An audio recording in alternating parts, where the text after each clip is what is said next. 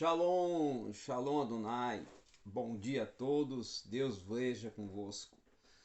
Estamos iniciando mais uma aula para crescermos, ampliarmos e fortalecer o nosso conteúdo. Hoje damos continuidade à proposta de História da Igreja, aquele playlist que estamos provendo. Inclusive, eu quero pedir que se você não é inscrito no canal, se inscreva, tá? E também venha a compartilhar o conteúdo e dar um like para nos ajudar, ok? Muito obrigado então. Hoje nós vamos trabalhar com alguns povos, falar de alguns povos, como vândalos, como os suecos, os burgúndios, não é? E outros que vamos estar conversando e falando aqui nessa proposta da história da igreja, ok? Eu vou deixar aí na tela e também vou fazer questão de deixar na entrada, na capa do vídeo, um banner que é sobre o meu trabalho de cursos do Centro de Formação de Cursos Teológicos Saberes. Um centro que está vindo para prover conteúdo, prover ensino, prover mentoreamento teológico e aperfeiçoamento e ampliação teológica, ok? Vamos então para a aula de hoje. Quando Roma retira-se e seus exércitos são retirados de Reno em 406, a fim até de proteger a Itália e também as tribos germânicas, elas desaguaram na Gália, tá? Na Espanha e também no norte da África. Genserico, por exemplo, ele conduziu os vândalos pela Europa Ocidental até o norte da África, em Cartago, e depois foi tomada em 439, tá? E transformada em capital do reino vândalo ariano. Genserico, ele era um ariano, vamos dizer assim, intolerante, tá? Em 455 ele se sentiu tão poderoso que ele enviou seus navios para o outro lado do Mediterrâneo para saquear Roma, tá? Então, os donatistas do norte da África inicialmente se alegraram com a chegada dos vândalos. Um sínodo até donatista católico, ele se reuniu em 484 com a proposta de curar as suas diferenças teológicas. E houve até inclusive uma redução de perseguição de católicos na época do rei Guntamundo, tá? Isso nos anos 484 a 496 depois de Cristo. Mas o seu irmão, o Trasamundo, isso em 496 a 523, ele vai retomar a perseguição, e essa perseguição de católicos vai contribuir mais até para dar aos vândalos um mau nome do que quaisquer atos de vandalismo, pois os vândalos não eram mais bárbaros, tá? Do que os outros germânicos. Inclusive, o general de Justiniano, o Belisário, né? Ele vai reocupar o norte da África em nome do Império Bizantino, isso nos anos 534 depois de Cristo, tá?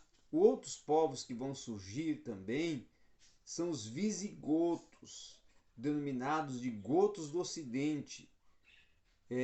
O primeiro contato dos romanos com os gotos acontece na época de Décio ainda, tá? Durante isso, a época de Constantino. Então, os gotos, eles tornaram-se então aliados, né? E eles com frequência até ingressavam no exército em altos escalões. Os gotos ocidentais, por exemplo, eles foram duramente pressionados pelos húngaros e em 376 buscaram refúgio ao lado até do romano do Danúbio, tá? O imperador Valente, por exemplo, ele concedeu refúgio aos gotos e ali iniciou então uma conversão em massa até dos gotos ao arianismo, tá? Devido aos maus tratos dos gotos e eles se revoltarem em 378 e matarem Valente na Batalha de Adrianópolis, um acontecimento inclusive que marcou o verdadeiro início dessas invasões germânicas, isso veio a chocar o Oriente de uma forma comparável ao efeito do ataque contra Roma, isso nos anos 400 no Ocidente. O imperador Teodócio ele vai deslocar os gotos para o Ocidente. Então, com isso, o rei gótico, né, Alarico, ele irá morrer no mesmo ano, isso em 410 no ataque contra Roma, tá? Mas em 419 o seu sucessor, o Araúfo, ou mais conhecido como Ataúfo, né, ele já havia dominado o sul da Gália e toda a Espanha, sob até inclusive o reinado de Teodorico, isso em 420 a 451 d.C. Então o exército visigodo ele luta juntamente com Roma contra os rumos, isso nos anos 451, e Teodorico, o Teodorico II, em 451 a 456, também, tá? Ele vai apoiar e vai lutar contra os pró-romanos, tá? Então, mais tarde, ele vai ser sucedido por Eurico, tá?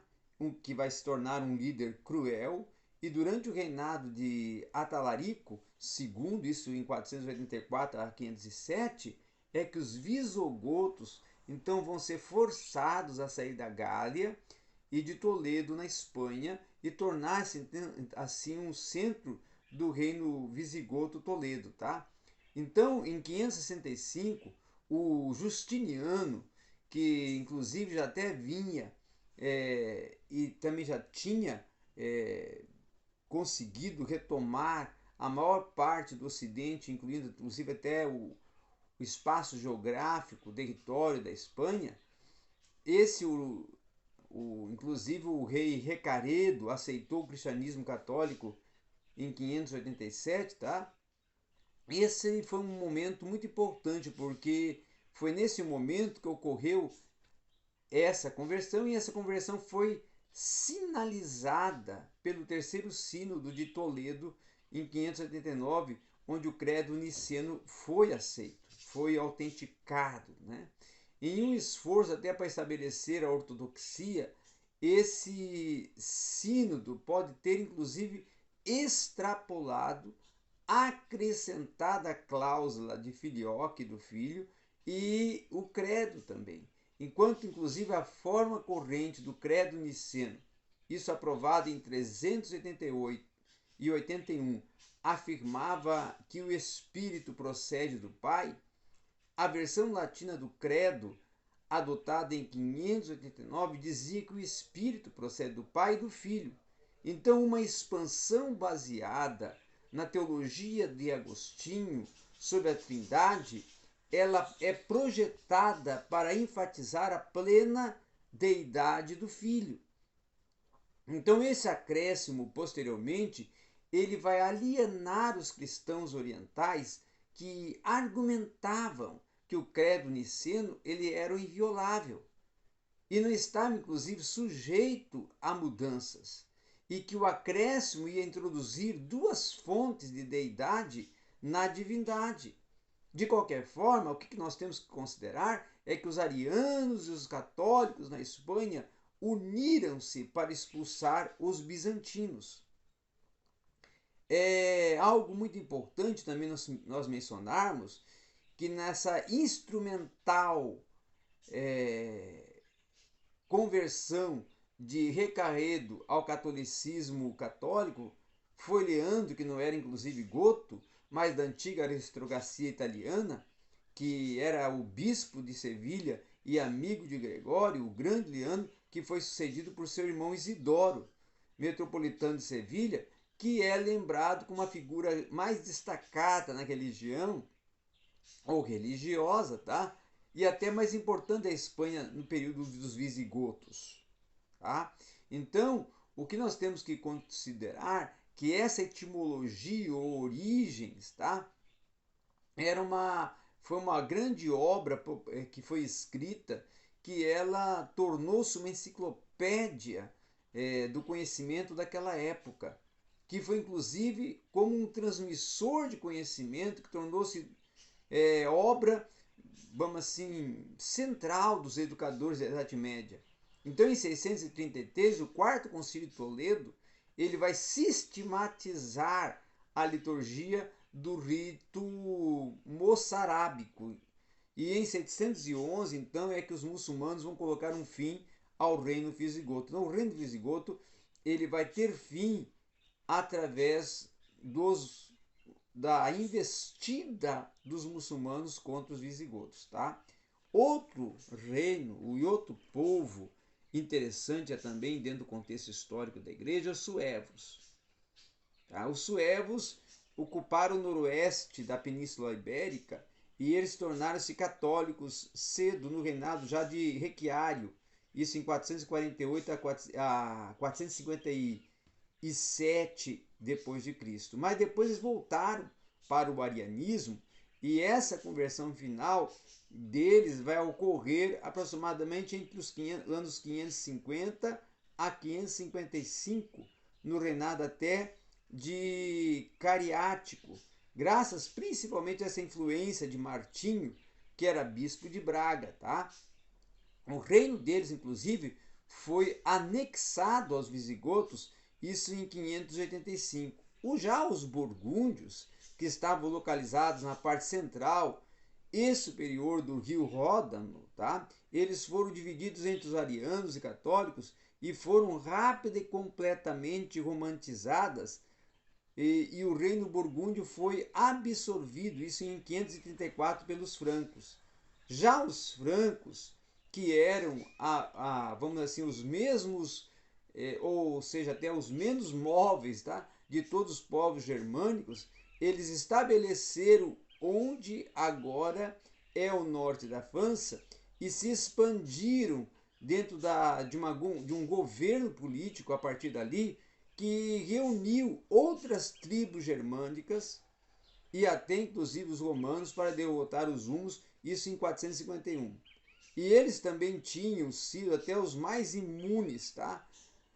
Ao cristianismo, e antes até de, vamos dizer assim, de virem, né, diretamente do paganismo para o cristianismo católico durante o reinado de Clovis, tá? A conversão de Clovis ao cristianismo católico, ela vai ser significativa para até uma futura história europeia, já que inclusive os vândalos, visigotos, ostrogotos e a maioria dos burgúndios, tá, eram arianos, e era possível até que o arianismo tomasse conta do Ocidente na medida em que o império se desfazia. Inclusive, além do mais, um único reino germânico e o reino franco durante a dinastia Merovingia, ele vai sobreviver talvez em parte porque Clovis logo vai abraçar a mesma fé que a maioria de seus súditos. Um outro sim também importante a considerarmos é que Ávito, bispo de Viena, ele vai planejar o casamento da princesa Burgúndia, isso com Clorilde, tá? uma cristã católica, e eles vão ter um filho que vai ser batizado, depois vai morrer, e ainda vai morrer, inclusive, ainda vestido de vestes batismais. Tá? Um outro detalhe também importante é nós falarmos agora dos ostrogotos, que são da região da Itália. Tá? Em 476, o general romano o Odoacro, tá, depôs o jovem Rômulo Augusto, que foi o último líder do Ocidente antes do Carlos Magno. Tá? E esse usava o nome do imperador e se tornou um governador efetivo. Inclusive ele foi morto em 492 por Teodorico, que foi o líder dos gotos orientais, os outros gotos, desde 471 e o serviço imperial desde 488. Depois de Clovis, o Teodorico, que foi o líder mais importante dos novos reinos bárbaros, tá? O Teodorico ele vai fazer de Ravenna sua capital, que inclusive vai estar sob o domínio dos arianos e dos bárbaros e vai apoiar a cultura bizantina. Tá? O reino ostrogoto, por exemplo, ele vai continuar até o ano 553, quando o Justiniano vai retomar essa grande parte da Itália para o Império Bizantino. Já o renascimento cultural de 493 a 553, ele vai ser chamado de o verão da antiguidade cristã. Tá? Outro também importante de destacarmos aqui é a figura do Boécio, que é um filósofo, um estadista, que é membro de uma influente família romana e vai se tornar,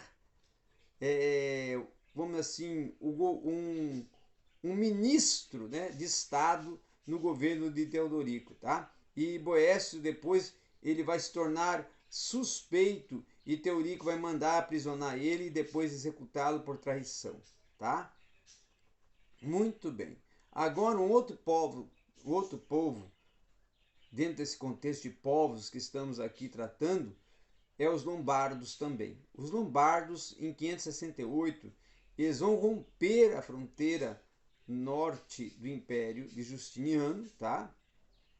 Vão entrar na Itália e o Gregório Grande, isso em 593, ele vai enviar de volta e vai assegurar a paz com essa divisão da Itália entre os lombardos e os povos e as posses imperiais, inclusive, tá?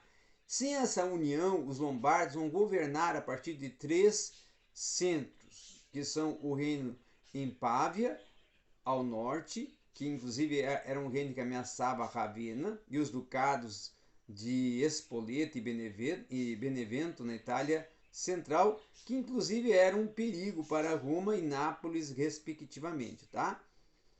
Vamos falar um pouco agora dos efeitos das invasões bárbaras, a reação literária cristã às invasões.